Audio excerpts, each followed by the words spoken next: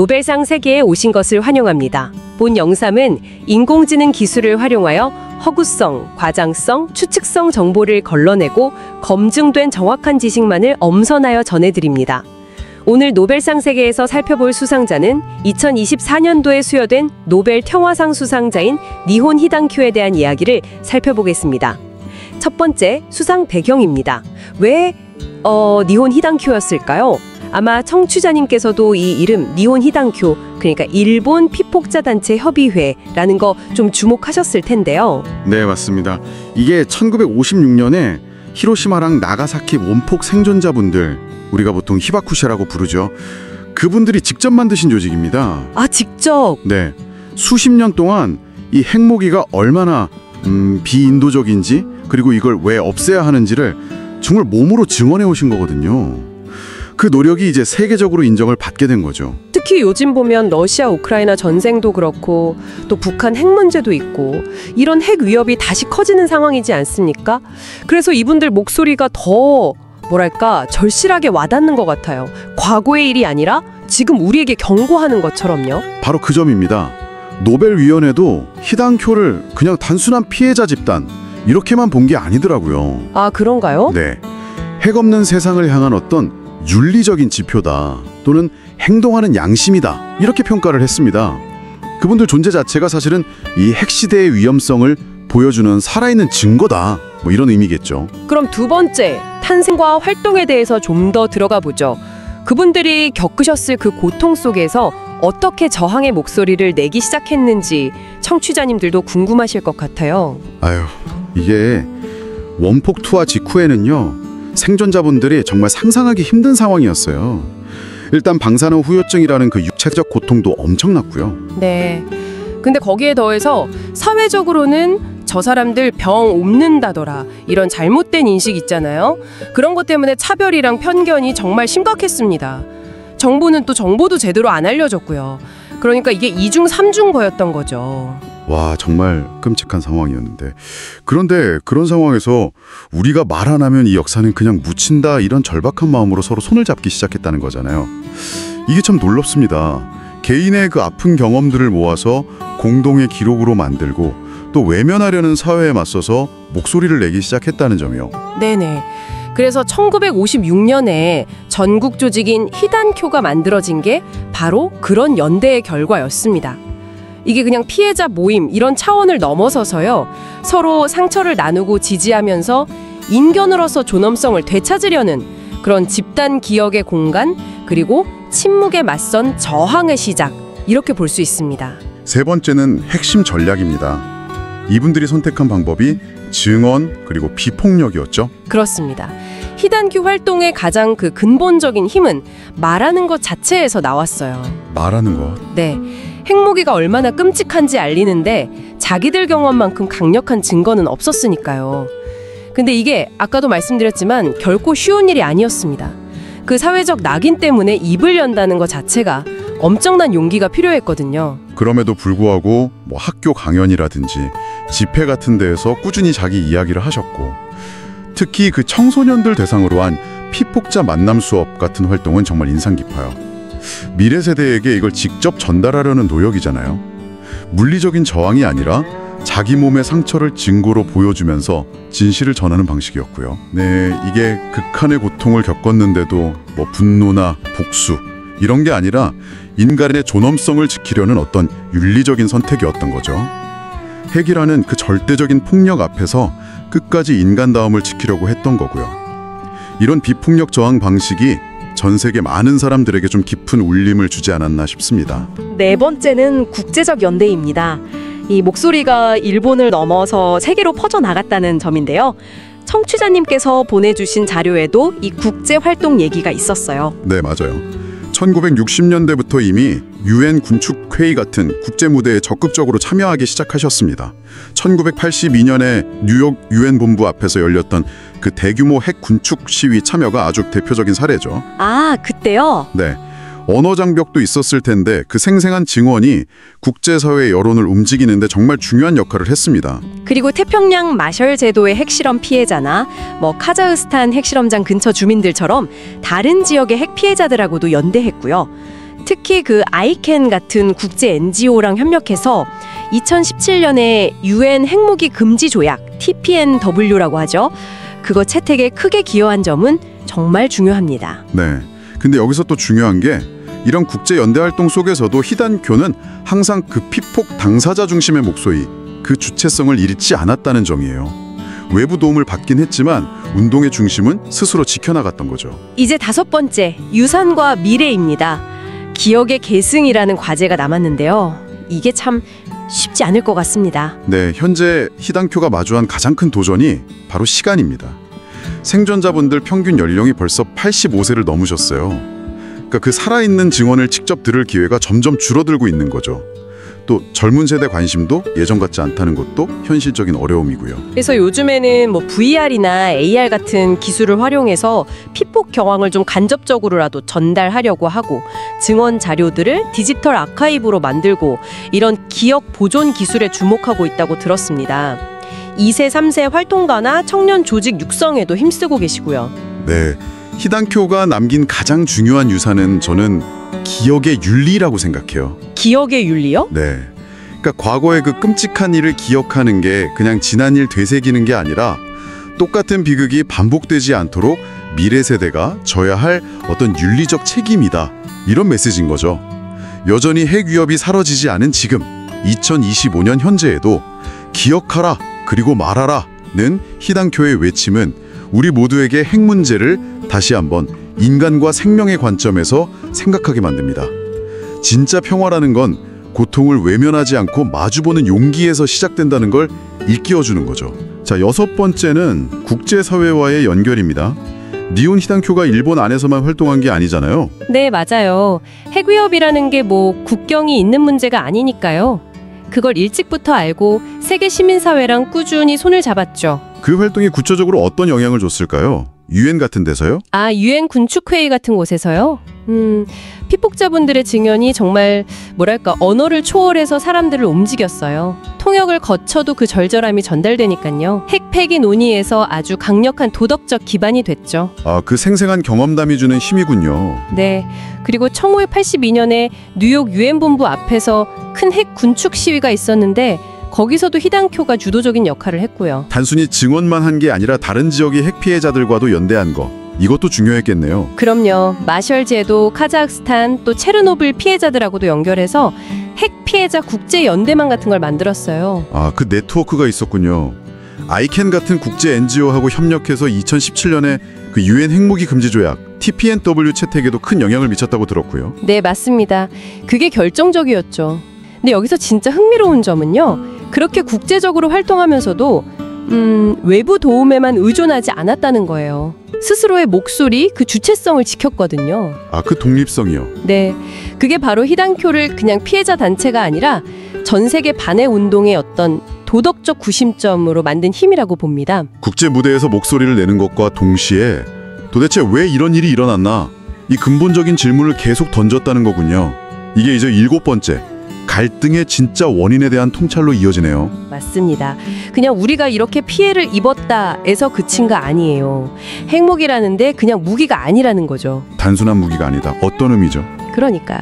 제국주의적인 욕심, 과학기술이면 다 된다는 생각, 특정 인종에 대한 차별, 그리고 전쟁의 효율성만 따지는 비정한 계산, 이런 것들이 다 얽혀서 만들어진 구조적인 폭력의 결과물이라고 본 거예요. 와, 굉장히 깊은 분석이네요. 네. 핵무기를 만들고 또 그걸 정당화하는 그 권력 구조 자체의 질문을 던진 거죠. 근본적인 문제를 본 겁니다.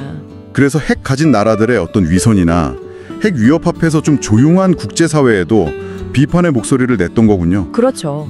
핵 문제를 단순히 군사적인 걸로만 볼 게 아니라 인간성, 윤리, 정의의 문제로 끌어올린 거예요. 그 핵으로 핵을 막는다는 핵 억지론 있잖아요. 그게 얼마나 도덕적으로 허점이 많은지도 아주 날카롭게 파고들었고요. 듣고 보니 정말 그러네요. 우리도 생각해볼 지점이 많고요. 자, 그런데 이렇게 치열하게 싸운 히단쿄에게도 큰 위기가 찾아왔습니다. 8번째인데요. 살아있는 기억의 소멸이라는 위기입니다. 피폭 생존자분들이 이제 연세가 많으시니까요. 아, 네. 이건 정말 운동의 어떤 본질 자체에 대한 도전이었죠. 직접 경험을 증언해 줄 분들이 줄어든다는 건 그 힘이 약해질 수 있다는 거니까요.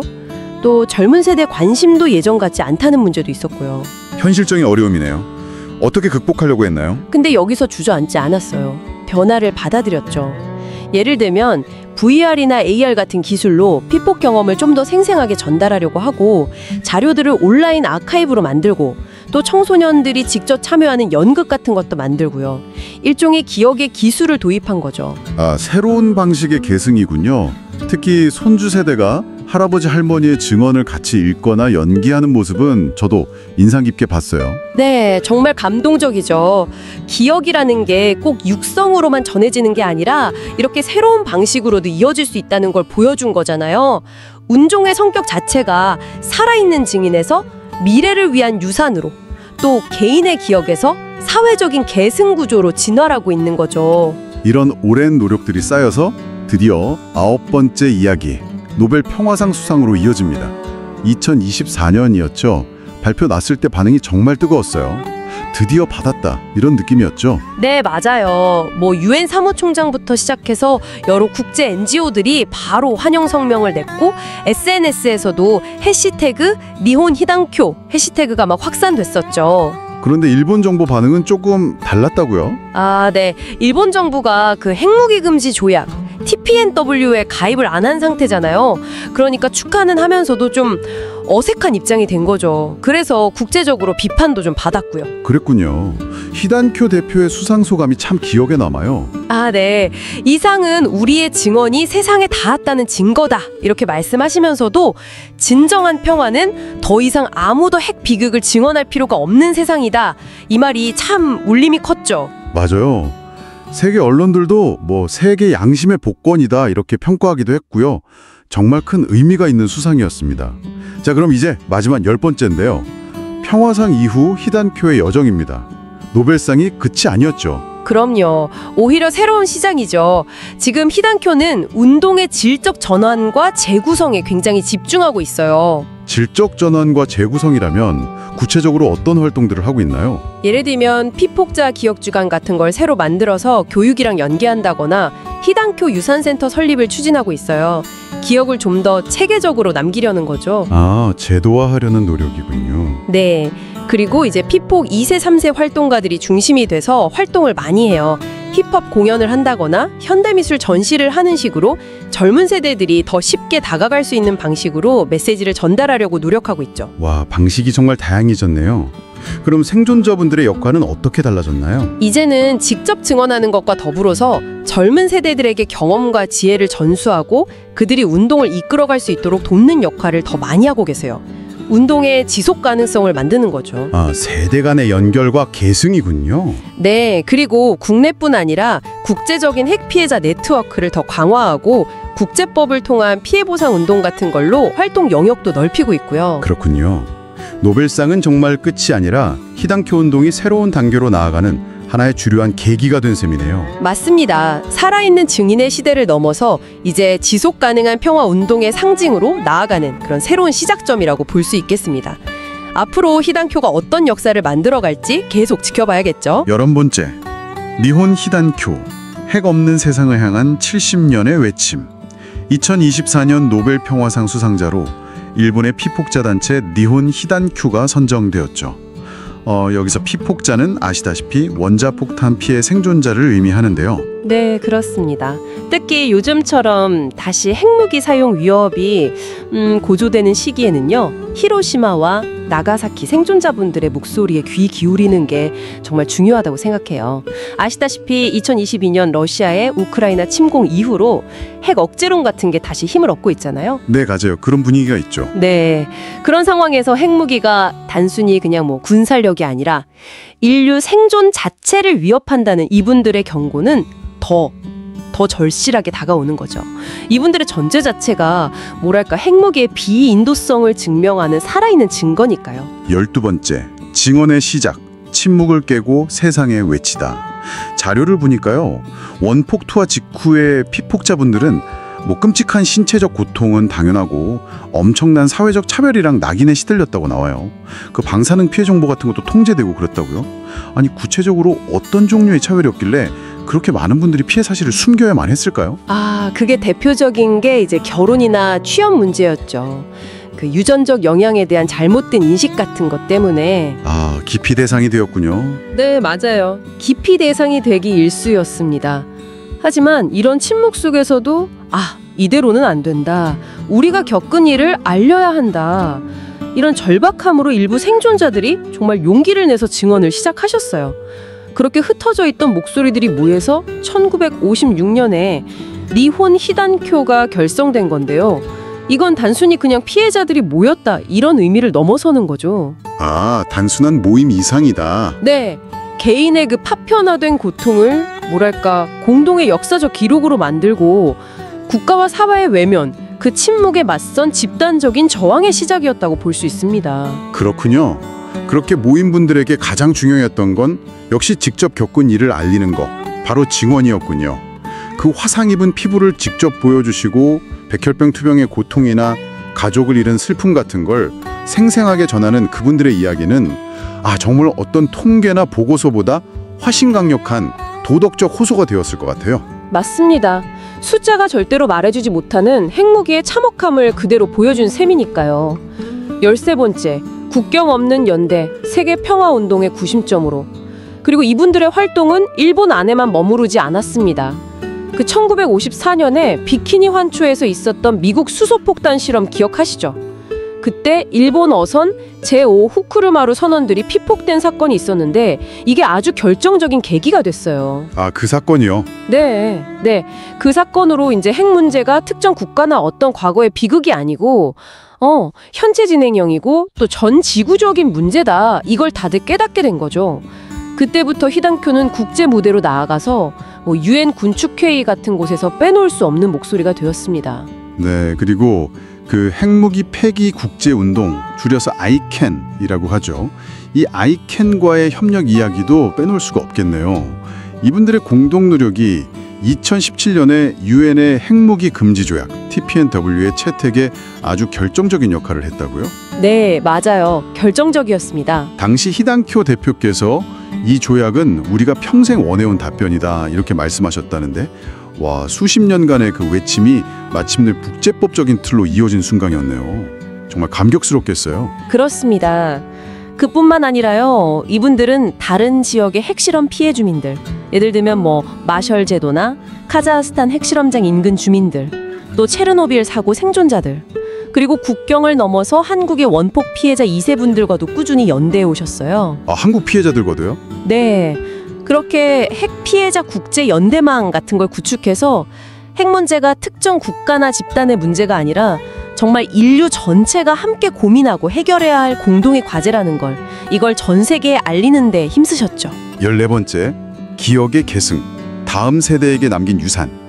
하지만 시간이 흐르면서 생존자분들이 이제 평균 연령이 85세를 넘기시고 이렇게 고령화 되시면서 직접 증언할 수 있는 목소리가 점차 줄어드는 그 살아있는 기억의 소멸 위기랄까요? 이런 또 다른 도전에 직면하게 되었네요. 네, 맞습니다. 그게 참 안타까운 현실이죠. 하지만 히단쿄는 이 위기 앞에서 그냥 좌절한 게 아니고요. 기억을 계속 이어가기 위한 새로운 방법을 찾았습니다. 이른바 기억의 기술을 도입한 건데요. 기억의 기술이요? 그게 뭔가요? 예를 들면 피폭 당시 상황을 가상현실 VR이나 증강현실 AR 기술로 체험하게 한다거나 아니면 증언 자료들을 온라인 아카이브로 만들어서 누구나 쉽게 접근할 수 있게 하고요. 또 청소년들이 직접 참여하는 연극 무대 같은 걸 통해서 다음 세대가 주체적으로 기억을 재현하도록 돕는 그런 방식들입니다. VR, AR, 온라인 아카이브, 연극. 정말 다양한 방법이네요. 네. 특히 그 손자 세대가 조부모님의 증언을 직접 낭독하는 모습 같은 건 기억이 어떻게 단절되지 않고 다음 세대로 이어질 수 있는지를 보여주는 아주 감동적인 사례죠. 그렇군요.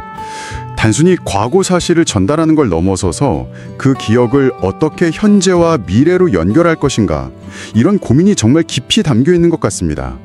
이것이 바로 자료에서 언급된 기억의 윤리라는 개념과 연결되는 걸까요? 네, 정확합니다. 바로 그 지점인데요. 기억의 윤리라는 건 과거의 그 끔찍한 고통을 기억하는 행위가 단순히 그냥 역사를 되새기는 데 그치는 게 아니라 미래 세대가 같은 비극을 겪지 않도록 해야 한다는 현재 우리들의 책임과 연결된다는 그런 철학입니다. 아, 현재 우리의 책임. 네. 예를 들어서 우리가 이렇게 끔찍한 고통을 겪었으니까 다시는 누구도 이런 일을 겪게 해서는 안 된다는 그런 다짐, 그리고 행동으로 이어지는 거죠. 결국 핵 없는 세상을 만드는 것은 기술이나 외교적 노력만으로는 부족하고 바로 이런 윤리적인 성찰과 책임의식이 반드시 필요하다는 그런 깊은 메시지를 던져주는 겁니다. 이상으로 2024년도 노벨 평화상 수상자 리온 시단쿄에 대한 이야기를 마치겠습니다.